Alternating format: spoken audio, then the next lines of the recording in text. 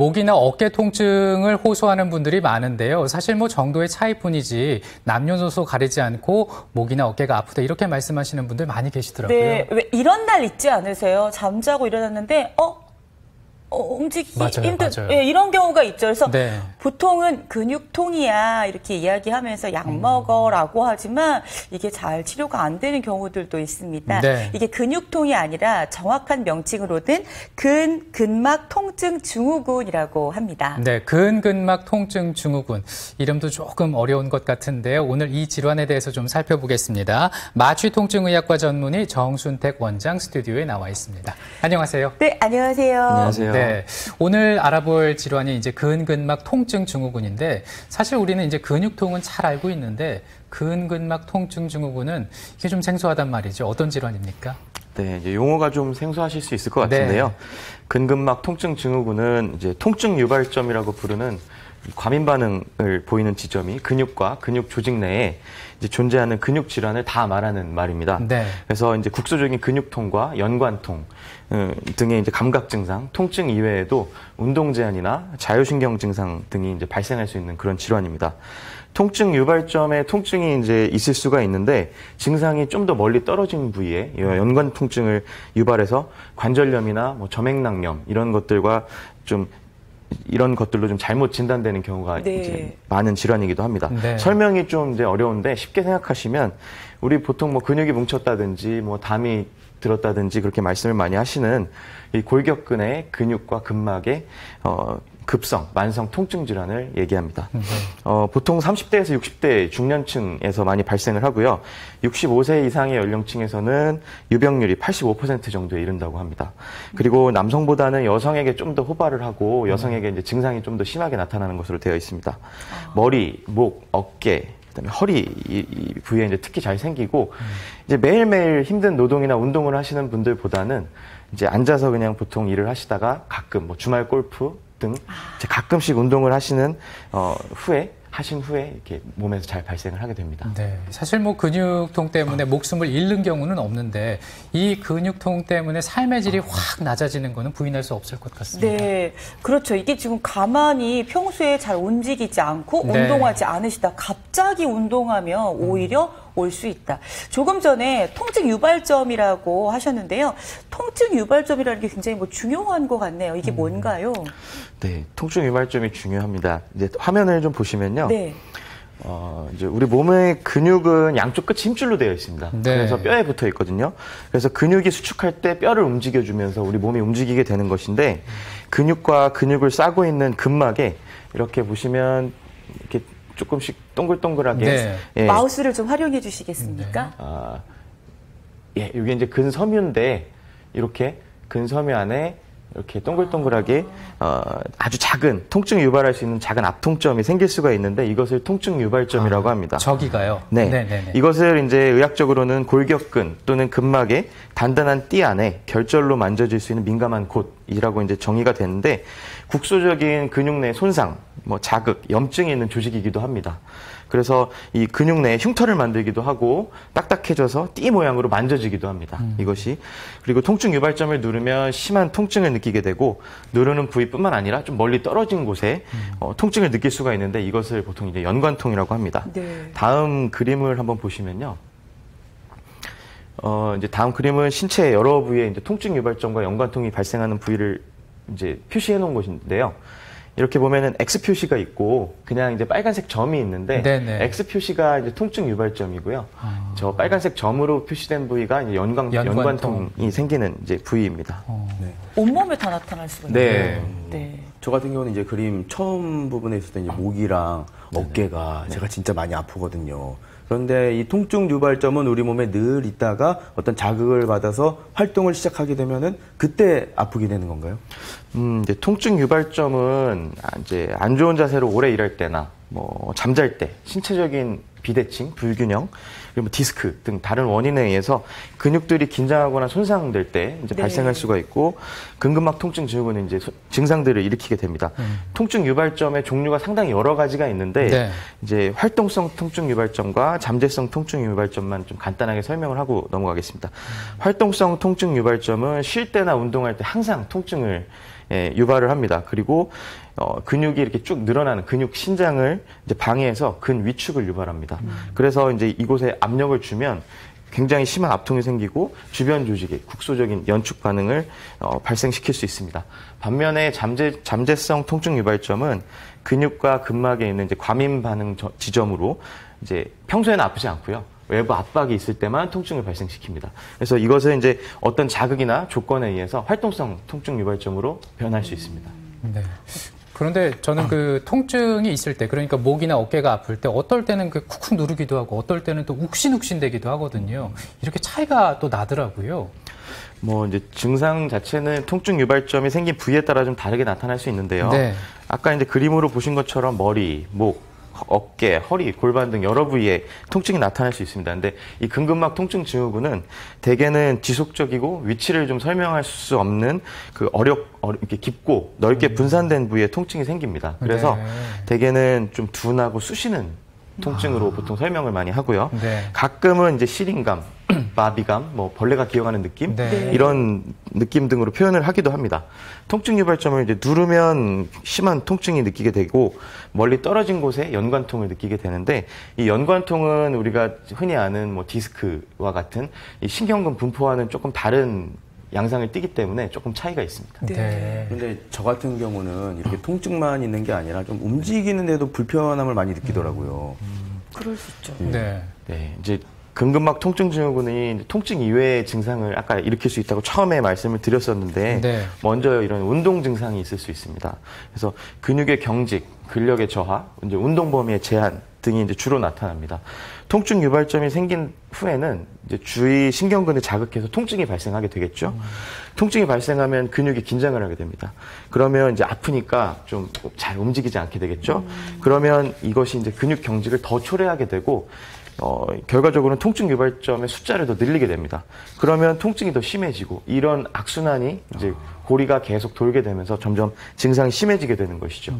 이런 경우도 있고 이제 소수의 환자에서는 통증보다는 통증은 별로 심하지 않은데 오히려 운동 범위의 제한과 이제 좀 뻣뻣한 느낌만을 좀 많이 호소하시는 경우도 있고 이것은 이제 활동성 통증 유발점이라기보다는 잠재성 통증 유발점에 의해서 초래가 되는 경우입니다. 네, 뭐 통증 유발증 하니까 저는 처음에는 통증이 시작되는 부분은 아닌가 이렇게 생각을 했는데 부위적으로 그게 아니라 뭐 동글동글한 게 있어서 네네. 여기서부터 통증이 온다고 했는데 그럼 이 통증 유발점은 평소에 누구나 다 가지고 있는 건가요? 아니면 문제가 생길 때 그때 다시 생성되는 건가요? 아까 말씀드렸지만 잠재성 통증 유발점을 가지고 있을 확률이 많죠. 우리가 다 몸을 쓰면서 살기 때문에 네. 그것이 이제 어떤 심한 활동이나 조건에 의해서 이제 활동성으로 변할 수도 있고요. 네. 이제 평소에 스트레칭이나 좀 가벼운 운동을 많이 해주시는 분들 같은 경우는 그런 통증 유발점 자체가 좀 적으면서 평상시에 통증을 적게 느낄 수 있겠죠. 네. 역시 운동이 평소 관리가 참 중요하네요. 네. 자, 그럼 이번에는 자율신경 증상이라는 게 있다고 하는데요. 자율신경 증상은 어떤 걸 가리키는 건가요? 자율신경 증상은 조금 생소하실 텐데요. 자율신경은 우리 몸의 이제 교감신경과 부교감신경이 서로 균형을 이루면서 호흡, 순환, 대사 등 우리 몸의 이제 생명 활동을 유지하는 역할을 네. 해주는 것입니다. 근데 이제 보통 무의식적으로 작용하게 되고 그 자율신경 증상은 이런 기능과 관련된 움직임들을 얘기하게 되는데 화면을 이제 보시면 이제 근근막 통증 증후군은 통증이나 운동 증상 이외에도 국소적인 혈관 수축, 땀을 흘리거나 눈물, 그다음에 타액 과다 분비, 기모 현상, 털이 이렇게 빳빳하게 쓰는 거, 현기증, 이명, 지각 이상 네. 등이 이제 동반될 수 있고, 수면 장애, 우울증, 불안 등이 동반될 수도 있습니다. 이런 것들이 이제 자율신경 증상이라고 이제 얘기를 하게 됩니다. 네. 그렇다면 이제 진단이 어떻게 되는지 좀 궁금해지는데, 일단 뭐 통증이 있으면 의심을 해봐야 되는 거잖아요, 그렇죠? 네, 뭐 진단을 할 때는 보통 통증에 대한 자세한 병력 청취와 이제 촉진을 포함한 이학적 검사, 이제 진찰이라고 하죠. 네. 그리고 이제 연관통의 양상 등을 보고 진단을 하게 되는데 가장 중요한 것은 다음 화면을 보시면 통증 부위에 이제 압통점으로 나타나는 통증 유발점을 실제로 이제 의사가 확인을 하는 것입니다. 아, 저렇게요? 예, 저렇게 이제 만져보면서 이제 확인을 하게 되는데요. 평소 이제 환자가 호소하는 증상이 통증 유발점을 압박할 때 유발되거나 아니면 이제 아까 그림으로 보셨던 특징적인 부위에 연관통이 생겨버리면 네. 예, 이제 근근막 통증 증후군으로 진단할 수 있습니다. 그리고 이제 통증 유발점을 진단하는데 정확하게 정립된 혈액 검사나 영상의학적 검사는 존재하지 않고요. 이제 다른 뭐 목 디스크나 허리 디스크 등 다른 질환과의 감별을 위해서 뭐 MRI 검사나 이런 것들을 할 수는 있습니다. 네. 자, 근근막 통증 증후군, 우리가 쉽게 생각하는 근육통, 네. 막 자그란데 어딘가 뻐근하다. 운동하고서 그 다음날 왠지 아무렇게 움직이기도 힘들다. 이제 이런 증상들을 우리가 좀 살펴보고 있습니다. 사실 다들 아시겠습니다만 이런 증상이 발생하면 굉장히 불편한데요. 그래도 병원은 가기 싫어요. 솔직히 말하면. 왜냐하면 시간 지나면 낫지 않을까라는 생각이 들거든요. 자, 이거 괜찮습니까? 네, 이제 뭐 증상이 심하지 않으시면 병원 가는 거 다들 싫어하시죠. 초기에 이제 가벼운 근근막 통증 증후군은 이제 원인을 좀 교정을 해주고 아플 만한 원인이 있었으면 원인을 교정해주고 찜질이나 물리치료, 신장치료, 뭐 운동치료, 약물치료 등으로 비교적 쉽게 치료를 할 수 있습니다. 근데 이제 초기에 치료를 하지 않고 방치를 하게 되면 통증 유발점의 숫자가 점점 늘어나게 되면서 만성화되는 경향이 있습니다. 이제 만성화되면 그 통증 유발점이 좀 딱딱하게 섬유화된다고 하는데 그렇게 되면 일반적인 치료에 잘 호전이 되지 않습니다. 그리고 이제 그렇기 때문에 치료 기간이 연장되고 호전이 되었어도 좀 통증이 자주 재발됩니다. 그래서 이제 늘 심하지는 않지만 뻐근하고 불편한 통증을 늘 느끼게 되고 쉽게 피곤하고 그러면서 삶의 질이 이제 많이 떨어지게 됩니다. 너무 방치하지 마시고 근처 병원에 방문하셔서 얼른 치료하시는 것이 더 좋습니다. 네. 완성이 되면 안 되는 그렇습니다. 거군요. 선생님이 말씀하신 것처럼 병원 가는 게 조금 무서워가지고 이게 싫죠. 뻐근하고 네. 아플 때는 뭐 찜질이라든지 좀 마사지를 받는 경우가 있는데 뭐 제가 제대로 이렇게 하고 있는 거는 맞는지 궁금합니다. 네, 맞습니다. 이제 보통 병원에 가면 자꾸 주사를 놓으려고 하니까 네, 무서워하시는데 주사 치료나 이런 약물 치료를 하기 전에 통증 부위에 이제 좀 따뜻한 온스포를 대어주거나 손이나 기계를 이용한 마사지를 하는 것이 도움이 됩니다. 실제로 이제 병원에서 시행하는 물리치료에 포함된 치료이기도 하고요. 그런 것들이. 휴식을 취하고 이제 근육을 좀 축축 늘려주는 스트레칭 역시 네. 집에서 충분히 할 수 있는 방법이고 도움이 많이 됩니다. 이렇게 이제 관리를 스스로 하셔가지고 며칠 사이에 점점 좋아지는 통증은 그렇게 관리를 하셔도 되는데 네. 이제 뭐 찜질이나 마사지를 하고 나면 좀 편한데 금방 다시 통증이 다시 돌아오고 그다음에 이제 1주에서 2주 정도 별로 통증에 호전이 없으면 방치하지 마시고 병원에 가시는 것을 추천드립니다. 네. 그렇다면 이제 병원에서 어떻게 치료를 하는지가 궁금해지는데요. 그 말씀하신 통증 유발점, 그 부분을 이렇게 없앨 수는 없을까? 이게 해소가 되면 굉장히 이제 통증이 사라질 것 같거든요. 네, 이제 책에 가장 효과적인 치료라고 나오는 치료 방법이 네. 이제 통증 유발점을 없애는 통증 유발점 주사라는 치료가 있습니다. 아, 네. 네, 일명 TPI라고 하는데요. 그러니까 화면에서 보시면 이제 통증 유발점을 이제 잘 찾아서 통증 유발점 주사 바늘을 이용해 갖고 정확하게 그 유발점을 관통시키는 겁니다. 네. 그래서 그 통증 유발점이 형성돼서 섬유화가 되어 있는데 그것을 바늘로 물리적으로 뜯어주는 것이죠. 예. 그래서 이제 섬유화를 끊어주고 유발점 주위에 이제 혈액순환이나 이런 것들을 좀 도와주고 실제로 통증을 일으키는 통증 유발 물질들이 있는데 그런 것들을 약물로 좀 씻어주는 예. 그리고 흥분된 신경을 안정시키는 예, 그런 방법입니다. 이제 시술하는 의사에 따라서 바늘의 굵기나 사용하는 약물들이 좀 달라질 수 있는데 대부분은 이제 국소마취제와 생리식염수 그다음에 이제 소량의 스테로이드제를 이용하게 됩니다. 지금 말씀하신 걸 들어보니까 이건 기술력이 좀 좌우할 것 같은데요.